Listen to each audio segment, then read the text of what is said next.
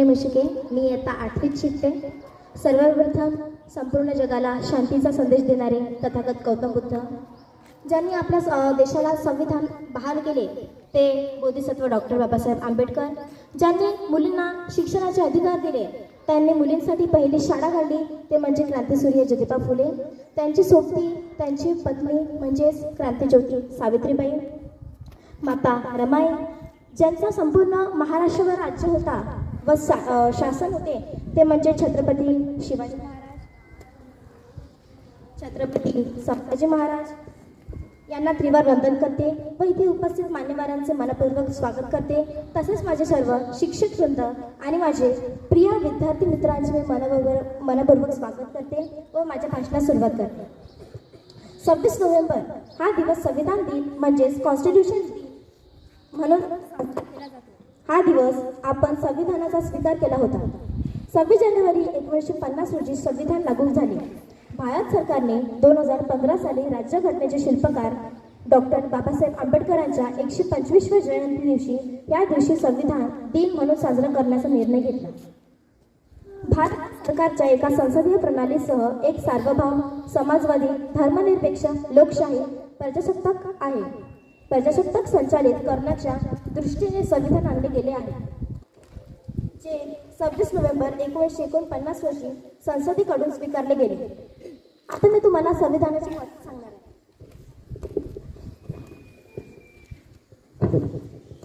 भारतीय संविधान हे जगातील सर्वात मोठे आणि विस्तृत लिखित संविधान आहे. हे संविधान आपल्याला मूलभूत अधिकार, स्वातंत्र्य आणि समानता देते. हे संविधान आपल्या देशाला एक संघराज्य म्हणून एकत्र बांधून ठेवते आणि आपल्या देशाच्या कायद्याचा आधार देते. आता जेव्हा आपला देश 15 ऑगस्ट 1949 रोजी स्वतंत्र झाला तेव्हा आपल्याकडे स्वतःचे कोणतेही संविधान नव्हते.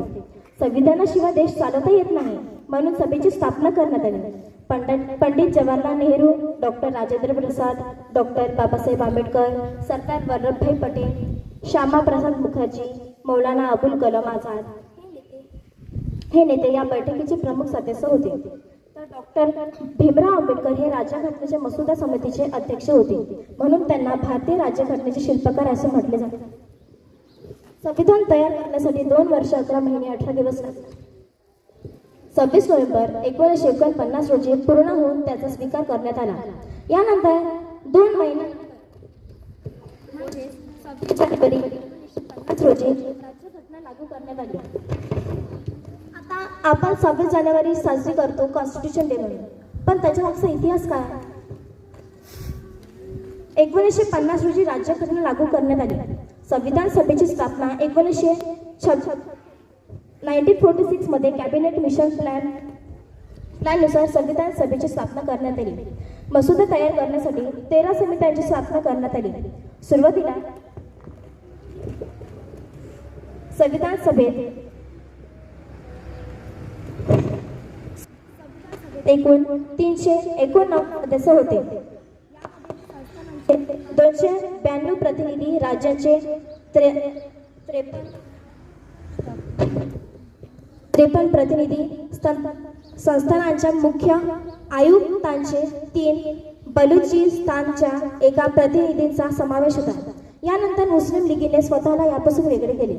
त्यामुळे संविधान सभेच्या सदस्यांची संख्या 299 एवढीच राहिली.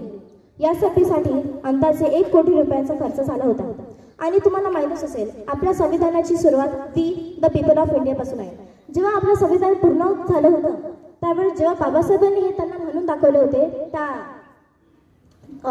सभेमध्ये, तर लोकांनी त्यांना नकार दिला की वीरच्या ऐवजी आपल्या देवाचं नाव असलं पाहिजे व मुस्लिम म्हणायचे की आमच्या देवाचं नाव असलं पाहिजे. मग यानंतर त्यांनी वोटिंग केली की कोणाला देवाचं नाव पाहिजे की वी द पीपल, आणि म्हणूनच आपल्या भारताचं संविधान द पीपल ऑफ इंडिया पासून सुरुवात आहे. शेवटी मी एवढेच म्हणते, रुतबा मेरे सर को तेरे संविधान से मिला है, रुतबा मेरे सर को तेरे संविधान से मिला है, ये सम्मान भी मुझे तेरे संविधान से मिला है, ये सम्मान भी मुझे तेरे संविधान से मिला है. औरों को जो मिला है वो मुकद्दर से मिला है, औरों को जो मिला है वो मुकद्दर से मिला है, और ये मुकद्दर भी तेरे हमें संविधान से मिला है, ये मुकद्दर भी तेरे हमें संविधान से मिला है। Thank you.